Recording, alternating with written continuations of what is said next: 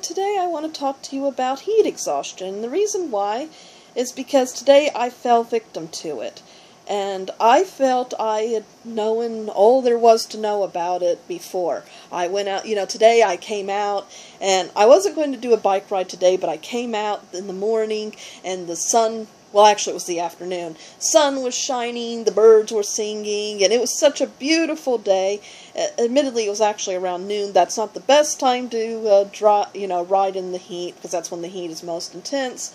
But, the problem in Florida is that sometimes you have to do things when it's not the best time because it rains later.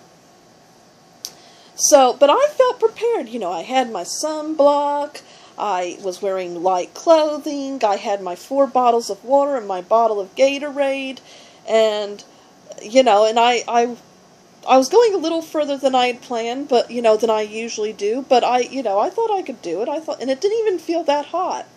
And I thought that if I fell victim to, heat exhaustion, I figured that the first symptom I would feel is I would feel overly hot, so I would have plenty of warning to stop. Well, that's not what happened. Oddly enough, I did not feel hot when I was starting to fall victim to the symptoms. The only reason I knew I was falling victim to heat exhaustion was that I was starting to have severe abdominal cramps. So I figured, and I've lived in Florida all my life. I've done yard work. I've been out in the hot sun before, and I've never had this problem. What happened to me today, though, is I was exploring an unfamiliar route while I was bicycling. There was one of these circles, roundabout, and I got lost. I went into the wrong direction, got lost. I wound up having to, I rode a lot, a long trip became, well, a long trip for me, it was 4 miles, became even longer because I got lost, so I probably fell victim to the heat stroke. And it was bad because I almost got hit by a car. My leg grazed a bumper. So, but I realize now in retrospect I was becoming confused already. So that's why, a lot of things you think you're prepared, you have knowledge, you think you have experience, and then things come up, that you don't realize. So I always hope that, if I share my experience, then I can prevent other people from making the same mistakes that I did. So that's why I'm making this video. Heat exhaustion has 2 types. The first type is, I'm looking at my notes if you're wondering why I'm looking over here. The first type is water depletion, and the symptoms for that are excessive thirst, weakness, headache, and you can fall unconscious. I had the second type, which is salt depletion, which causes nausea, vomiting, muscle cramps, and dizziness. Other symptoms are confusion, dark-colored urine, which is a sign of dehydration, fainting, fatigue, diarrhea, pale skin, profuse sweating, and this is the difference between heat exhaustion and heat stroke. Heat stroke has dry skin, heat exhaustion, you profuse sweating. And heat exhaustion also has rapid heartbeat. Another thing I was able to tell, well, it's not that, but my sweat, it tasted like table salt. It was really, really salty, and it normally doesn't taste that way. So I think that might, that might be another sign. Now, if you do find yourself falling victim to heat exhaustion, the best thing to do is immediately try to get out of the heat. Preferably in air conditioning, but if you can't, then try to find a shady place. Don't try to work through it. I actually did that. That was very stupid of me. I didn't want to call my mom and tell her I was starting to get sick, because I was thinking, she's always worried about me with my bicycling, and so I was thinking if I call her, she is never going to let me out of the house again. So I was thinking, I'm just going to try to make it home, but then I started getting really sick and realized I was not going to make it. So fortunately, I found a Goodwill store that was air conditioned, and I was able to call my mom and help me out. So if you can find an air-conditioned place, that's the best. That'll help you recover faster, you know, but a shady place if you can. Try to drink fluid. That's important. And try to avoid things that have caffeine or alcohol. Now, one problem I was having is that because I was having stomach cramps, I really didn't want to drink water and Gatorade. The Gatorade particularly was making me feel more sick. Now, the one thing about electrolyte drinks, they say they're good for if you're having salt loss. But the problem with them is that they also have potassium. And since heat exhaustion which causes rapid heartbeat, potassium may be bad for that. So you may want to be careful with the electrolyte drinks. But you do need to get some form of fluid. Now, they tell you to avoid caffeine and alcohol. Now, this is the reason why. They will make you pee. They'll actually make you lose fluid. Now, I did have a soda, and I did start recovering, but that was all after my symptoms were already starting to disappear. I didn't have the soda, you know, while I was having the problems. I had it afterwards, when I had started recovering. But I have to admit, I've been peeing all day. So, you know, you have to kind of use your judgment call there. The fluid loss, you know, if you're drinking something that's going to cause you any type of diuretic, you know, tea too can cause this. If it makes you pee and lose your fluid, that may not be good for you. I liked the soda because it coated my stomach, which was, you know, really making me feel sick. But use your judgment. Remove tight and unnecessary clothing. Lie down, elevate your feet. Try to take a cool shower, a bath, or a sponge bath. Not cold, maybe.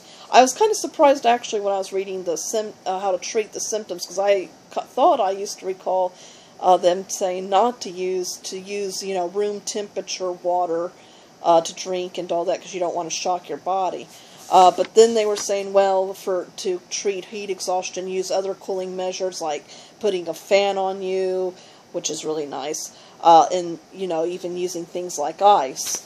If you don't start recovering within 15 minutes, get medical attention, because heat exhaustion can lead to heat stroke, and you don't want that. That can damage you, you know, your bodily organs, and it can kill you, so it is serious.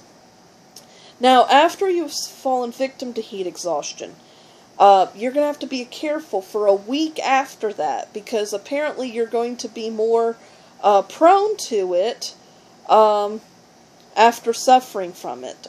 You're more vulnerable than even, you know, what you were before.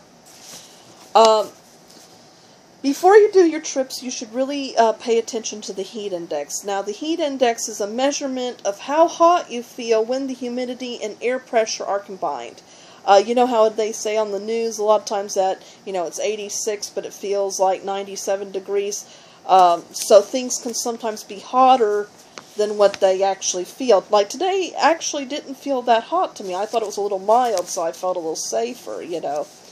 When the humidity is 60% or more, it can actually interfere with sweat evaporating, which is how your body cools off. You want to be careful, of course, whenever the temperatures are 90 degrees or higher. Of course, you're going to be in more danger when you're in direct, full sunlight. People in urban areas that have stagnant atmospheric conditions and bad air are more prone to heat exhaustion. And I find that, you know, paddling on the sidewalk, I always felt a lot hotter, because I always thought that it reflected the heat back at you. But it also turns out that asphalt and concrete actually are kind of like batteries, and they store heat.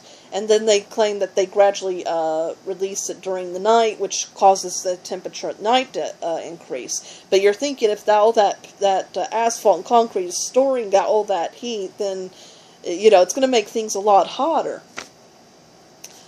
Children under 4 years old and adults over 65 have to be particularly careful. They're more prone to heat exhaustion because their bodies adjust more slowly. So if you're taking grandma out or you're taking your kid out, be sure to, give them fluids and watch them. People with medical conditions need to be careful, particularly diabetes, but all other types, heart conditions, medical conditions in general. You should be more careful. I don't know if you've ever noticed, but it seems every time the heat goes up, you start hearing a lot more ambulances, and I think the two kind of go together, but particularly people with diabetes. You should also check your medications, particularly if they're diuretics, but other types too. They can also make you more vulnerable to heat exhaustion. And if you're taking, if you suffer from a mental illness, you may think it's mental, it's not physical, that you shouldn't be vulnerable. You're wrong. Actually, there's a lot of mental illness meds that make you prone to heat exhaustion. Tranquilizers, antipsychotics, so you need to, even if it's just a mental problem, you need to be careful too. Now, they recommend that 2 to 3 hours before you do your exercise, you should drink 17 to 20 ounces of fluid, and another 8 ounces after that, and it shouldn't be something with caffeine or alcohol. You should wear lightweight, light-colored, loose-fitting clothing, and a big hat. You should wear sunscreen that is SPF 30 or higher. And, of course, drink plenty of fluids. And you should have your electrolyte drinks. And avoid, as they said, fluids like alcohol and caffeine. So, stay safe out there, folks. This is something not to, don't take this lightly. It can be quite dangerous. It can, hit the best of us. And even if you're out there driving in your car, you can also fall victim to heat exhaustion too, particularly if your air conditioner's not working. So be safe, everyone, and I hope you've enjoyed this video, and stay safe while you're out there.